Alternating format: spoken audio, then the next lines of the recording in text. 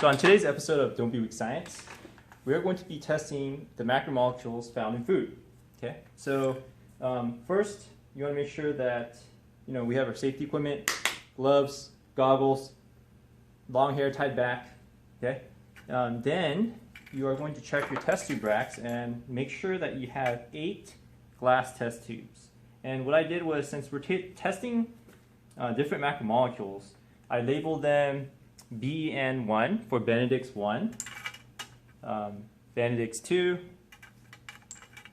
Biuret 1, Biuret 2, Iodine 1, Iodine 2, F for the unknown food item, and A for Anna Garcia's the contents of her stomach. Okay, so in order to actually know what a positive reaction looks like, we're going to be doing a positive control and a negative control before we actually test food items and also the contents of Anna Garcia's stomach. Okay, so all the Benedict's 1 tube, the Biuret 1 tube, and the Iodine 1 tube are all going to be our positive controls. Basically, sorry, I should say negative controls are going to be all our negative controls.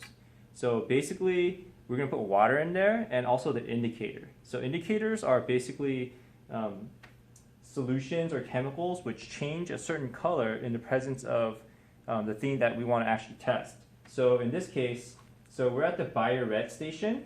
Okay, so this blue thing is the dark blue thing is the Benedict's indicator. So when we put this in and we heat it up, if it changes colors to from a blue to an orange to a red, then that's positive indication for simple sugars such as glucose. Okay, so we're going to start off with the Benedict's. So what you want to do is you want to first add in 1 milliliter of the Benedict's solution to both the test tubes labeled Benedict's 1 and Benedict's 2. Okay, and the way that you measure out 1 milliliter of solution is these are transfer pipettes. So there's graduations on them. These little marks. It's kind of hard to see on the camera, but basically, so this is the first mark from the bottom, second mark, that's 0.5 milliliters, that's 0.75, and then the topmost mark right here, right next to the bulb, is 1 milliliter. So what you want to do is, before you go into the liquid, you want to depress the bulb, and then you want to put it inside the liquid, and you want to slowly start releasing the bulb until the liquid is right where the 1 milliliter mark is, and then you pull out. Okay, and then if you want to put it into a test tube, then you just want to squeeze the bulb so all the liquid comes out. Okay. Be careful not to cross-contaminate. So this is the transfer pipette for the Biuret. This is a transfer pipette for the DI water, and this is a transfer pipette for the glucose water solution. Okay, so again, Benedict's 1 is the negative control. So what we're going to do is we're going to add 1 milliliter of the Benedict's solution to this this test tube, and then for the Benedict's 2 test tube, add 1 milliliter into there. Okay, so you're going to notice the color. I'm not going to actually do the reaction because I don't want to, no spoilers. Okay, then you're going to add to Benedict's 1 1 milliliter of DI water. Okay, so 1 milliliter of DI water, and then to Benedict's 2, you are going to add 1 milliliter of glucose solution. Okay. Then you are going to put both into right here. This hot plate is going to have boiling water. Okay, right now it's not turned on. That's why it's not. You don't see any bubbles. But you're going to use these test tube clamps right here. So you're going to put this on the glass test tube. You're going to put it in, and then you're going to release it. Okay, and then you're going to do the same for this one. You're going to set your timer to about 1 minute.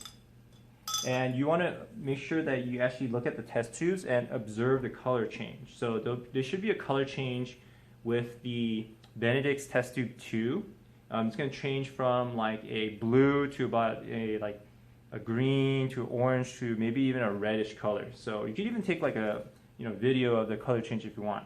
So again, 1 minute in boiling water.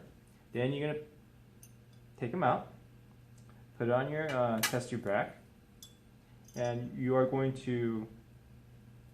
done with this station, and you're going to move to the next station. So when you move to the next station, you want to take your entire test tube rack with you. Okay, so let's move on to the next station. Okay, so this is station number 2. This is the Biuret test. So Biuret actually tests for protein. So what's going to happen is when you add the indicator to any kind of solution that has proteins in it, it's going to change the color to a nice like lavender purplish color. Okay, so now we're going to find our Biuret test tube, Biuret 1 test tube. Okay, the procedures for this are slightly different. Again, all the 1 test tubes are the negative control, so you're going to add 1 milliliter of water into this test tube. Okay, and then you guys are going to add to the Biuret 2 test tube. You're going to add 1 milliliter of this protein solution. Okay. Here's where it's a little bit different than the Benedict's test. The indicator for Benedict's in the previous station, you added 1 milliliter into each test tube. But for this station, Biuret, you're only going to add 3 drops. So 3 drops into the Biuret 1 tube, okay, and then 3 drops into the Biuret 2 tube, okay, and then you're going to kind of swirl like this, okay, and you're going to notice. There's not going to be a real color change for tube 1, and then for Biuret tube 2, you see a nice lavender purplish color. And that's it for this station.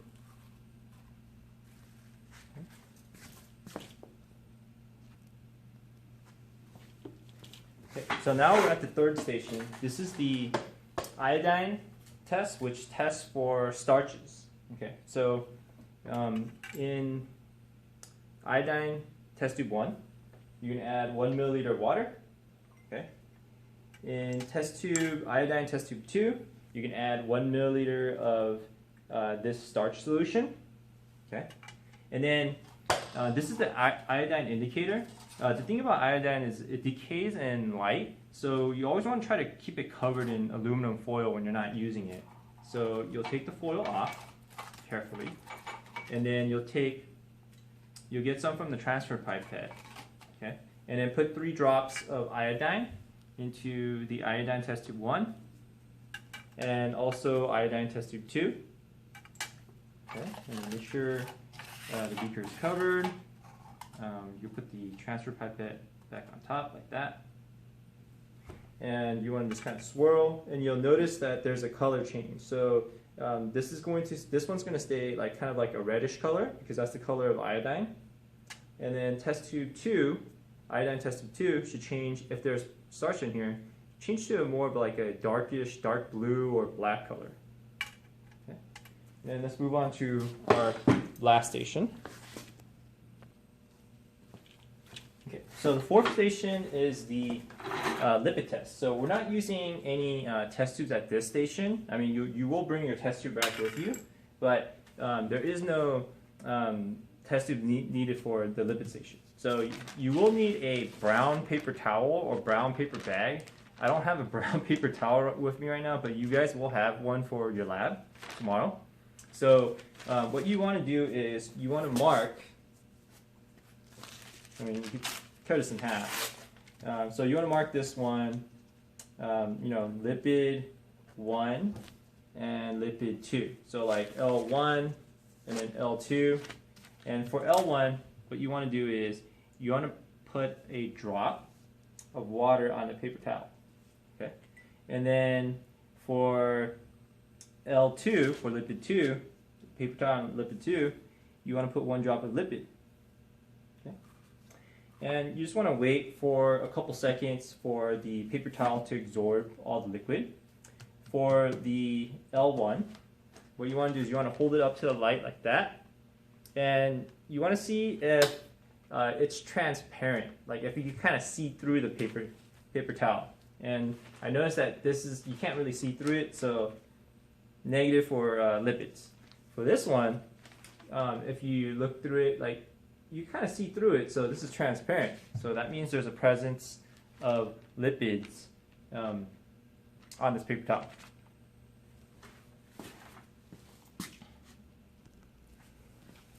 Okay, so now we're going to test an unknown food sample to see what type of macromolecules this has. So what you're going to do is you are going to need 3 test tubes. Okay, so you need 3 test tubes.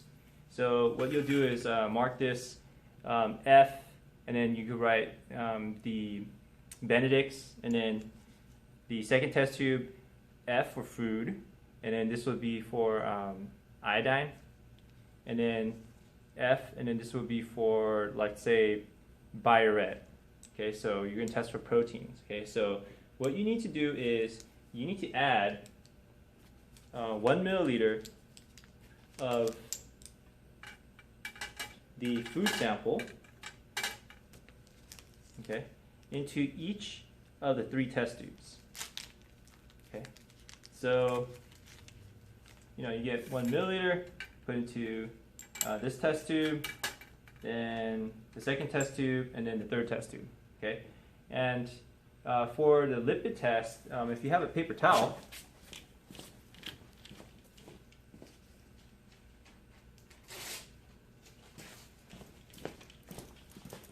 okay, you can add a drop onto it, and then see if it's transparent, and then record your findings. So for the 3 tubes that you labeled, let's say food Benedict solution, right? Then you have to go to the Benedict station and actually put Benedict's reagent in here, 1 milliliter of it, and then heat it up for 1 minute and see if it changes colors. Okay. For the food that's labeled with the Biuret, then you want to test Biuret on here. So what you do is you just put 3 drops of Biuret in here, and then if it changes purple, then you know there's protein. Okay, and then for the food, the test tube labeled food plus iodine, you want to put 3 drops of iodine in here, and then see if it changes to a dark blue or black color, which will indicate that there are starches in there. Okay, so basically the food, you just test all 4 different macromolecules on it to see if which macromolecules it has. And then you're going to move to the final station, which is Anna Garcia's contents of her stomach. So it's going to be a combination of solid and also liquid. So what you need to do is, same thing, you have to prepare 3 different test tubes. And you want to put the semi-liquid solid into each of the 3 test tubes.